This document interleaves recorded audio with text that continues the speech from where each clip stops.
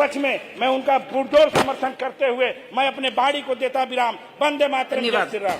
माननीय अखिलेश यादव जी। हम आपका आभार व्यक्त करते हैं कि आपने नगर विकास के बजट पर समाजवादी पार्टी द्वारा रखे गए कटौती प्रस्ताव के समर्थन में मुझे बोलने का समय दिया है। माननीय अधिष्ठाता महोदय, माननीय मंत्री जी ने अपनी बातें शेर के साथ शुरुआत करी थी कि अब नगरों का नक्शा बदल रहा है और जो लोग बड़े शहरों की तरफ गए थे वो अपने नगर और कस्बों में वापस आ रहे हैं।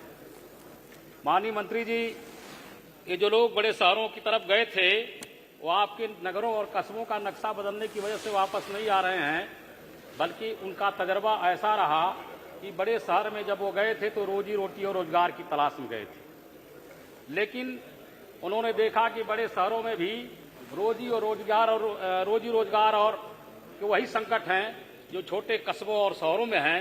तो इन लोगों ने मान लिया कि भारतीय जनता पार्टी की सरकार गरीबों की और रोजगार की दुश्मन सरकार है, इसलिए अपने घर वापस आ रहे हैं और अपने ही घर में रहना बेहतर समझ रहे हैं। माननीय मंत्री जी ने बजट में की शुरुआत करते समय सफाई कर्मचारियों के योगदान और उनके सम्मान करने की बातें कही।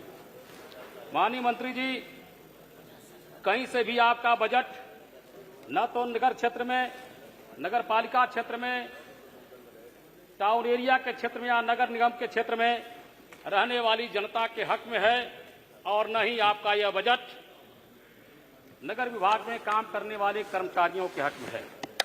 मैं इसलिए बातें कह रहा हूं कि आपके बजट से बड़ी उम्मीदें थी कर्मचारियों को कि लंबे समय से जो जगहें खाली हैं उनको आप भरने का काम करेंगे।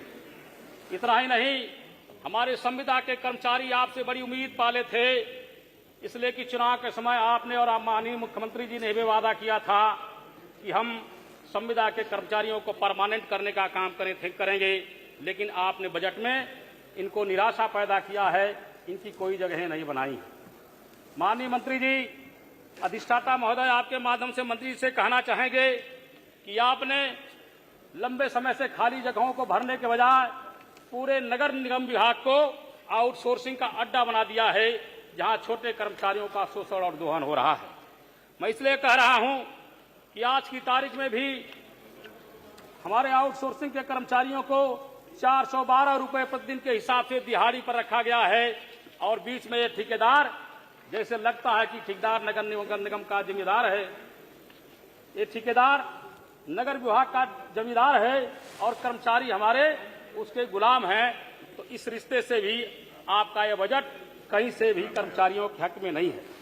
माननीय महोदय, चाहे हाउस टैक्स वसूलने वाले हों, चाहे चौकीदार हों, चाहे कंप्यूटर ऑपरेटर हों या सफाई कर्मी या नायक हों, सबको आपने एक ही श्रेणी में रख करके 412 रुपए का आउटसोर्सिंग का कर्मचारी बना दिया है। हम चाहेंगे कि आप ये आउटसोर्सिंग की व्यवस्था समाप्त करें ताकि इन छोटे पदे पर काम करने वाले कर्मचारियों का भविष्य सुनिश्चित हो सके, उनको एक बेहतर वेतन मिल सके और अपना जीवन यापन कर सकें।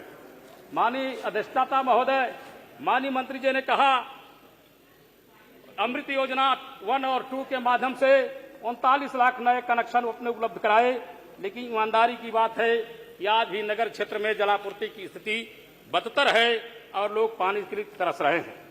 माननीय अधिष्ठाता महोदय, माननीय मंत्री जी ने बताया प्रधानमंत्री आवास योजना के बजट के तहत 3,150 करोड़ और दोबारा 1,732 करोड़ रुपए बजट में प्रावधान किया है।